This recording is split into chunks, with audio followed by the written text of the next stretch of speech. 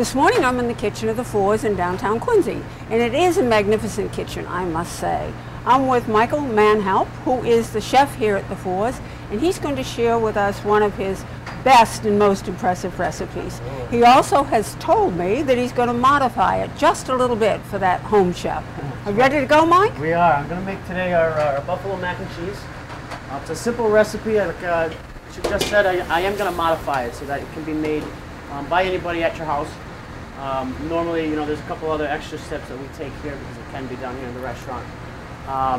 For starters, we're going to use our buffalo sauce, which it's not straight up hot sauce. I'd love to get into how we make the sauce here, but it's another whole long process. So buffalo sauce, which you can buy anywhere, Stop and Shop, any kind of supermarket. It does look a little creamy, Michael. Is that something different for the macaroni part of it? Well, what we do is when we make this buffalo sauce, we do thicken it a little bit. So that's why it's not.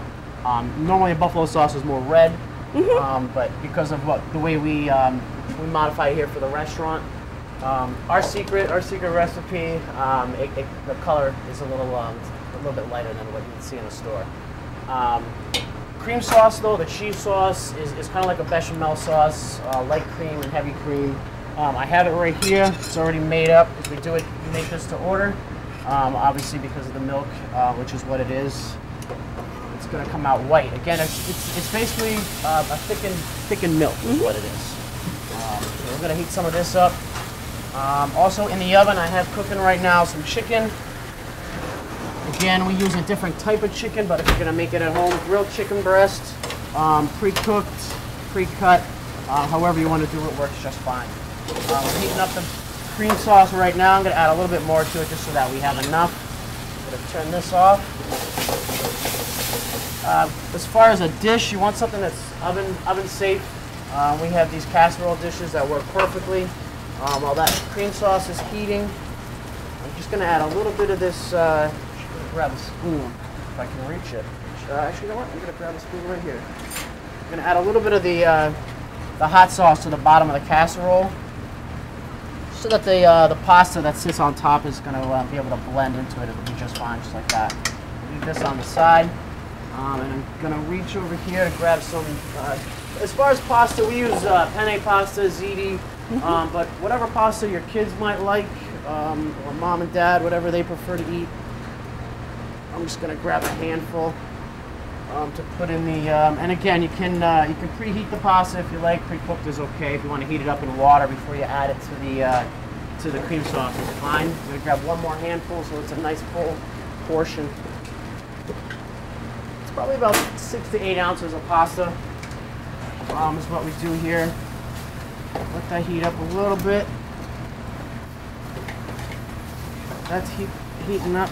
You add no seasoning, no salt, pepper, anything at all. It's all seasoned in the sauce. Basically, the cream sauce itself is just heavy cream, light cream, and cheese, and then we thicken that. That's all it is. Any particular kind of cheese? We like to use cheddar cheese just to give it that zing. But again, whatever cheese you have at home, whatever the kids might like, it makes for a great cheese sauce. I know I've asked this question before. Professional chefs do not use Teflon lined pans. Is that a special reason for that? I think it's because we'll ruin them. And not Very so much practical us, reason. Not so much us as the chef, but you know, sometimes the staffing too. It's those are more for home cooking, you know, because you can maintain them, you can keep them nice and clean. Well, you've answered the question. So now what I'm going to do is take this little, the mixture that I have, the cream sauce, the ziti, I'm going to place that on top. I'm going to take the chicken. Again, you can use, hint, fried chicken cutlet if you'd like.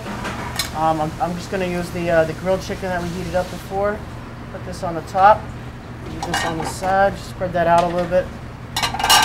And then take, I'm going to put some crumbled blue cheese. Why do you use blue cheese on it? Is it sharp? Does it add a little? Yeah, it adds a nice little zing to it, and it's very little. We're not adding a whole lot. We just, you know, as the person is going to eat this, that it's, you know, and again, you can put on as much as you would like. Blue cheese does have a little kick. After the crumbled blue cheese, I'm going to add some of the hot sauce to the top of this, and you don't need a whole lot because there's some down on the bottom. It mixes up nicely, and I'm going to put this in the oven and obviously the heat is just going to bring this all together. It's going to melt the blue cheese. It's going to have a nice flavor to it when it comes out of the oven. It's going right in the oven. And I'm also going to add a little bit of some Ritz cracker crumbs that we season here at the restaurant ourselves. It's not straight up Ritz cracker crumbs. Now you literally mean Ritz crackers. Ritz crackers, yes. Really, that's exactly what it is. And what this does is just gives the top a nice brown, so it looks like a baked casserole. That's why we call it, hence the name, baked buffalo mac and cheese. So that's just going to take a couple seconds. Now, if I were cooking this at home, could I do a large portion of it, or Absolutely. like feed 3 or 4 with Absolutely, you can do it again in an oven-proof, oven-safe casserole dish, which you can use at home. A lot of people have them anyway. You do baked chicken, all that stuff in it, and just do a larger portion of it. That's all, and it's all done the same way. So, and like I said, I'm using grilled chicken today, but you can use fried chicken cutlets if you're able to do that at home. You can buy frozen fried cutlets to put on top. It adds a nice touch to the dish itself. Can you substitute another thing rather than chicken? Like, could you do a fish with it or Absolutely. a shrimp with it? I think honestly, I think the chicken is what works best. Flavor-wise, with the blue cheese, the pasta, and all that. Seafood, I think it might depend on what the seafood is. Blue cheese and seafood is. It's tough to mix and match, but of course, and for vegetarians, could you make it a vegetarian dish? And we've done it too. We've done straight up. A lot of people ask for it, straight mac and cheese. There's nothing on it. There's no buffalo sauce. There's no chicken or blue cheese. It's just basically a mac and cheese. A lot of the kids ask for it also. Plain. So which is it's a nice dish. So what I'm gonna do now is see if I can locate a little bit of green leaf lettuce to put on this plate. Again, if it's at home or if you're having a large portion and you don't want to. Basically, if it's going to go out for a ton of people, you don't need lettuce. This is obviously for a single portion.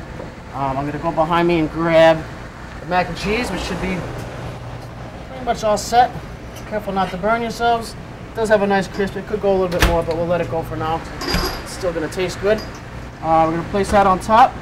Presentation, all we do is hit this with a little pre-chopped parsley, and we send it out. So there you go. Here's our buffalo mac and cheese. It looks good enough to dig right into it. It sure does.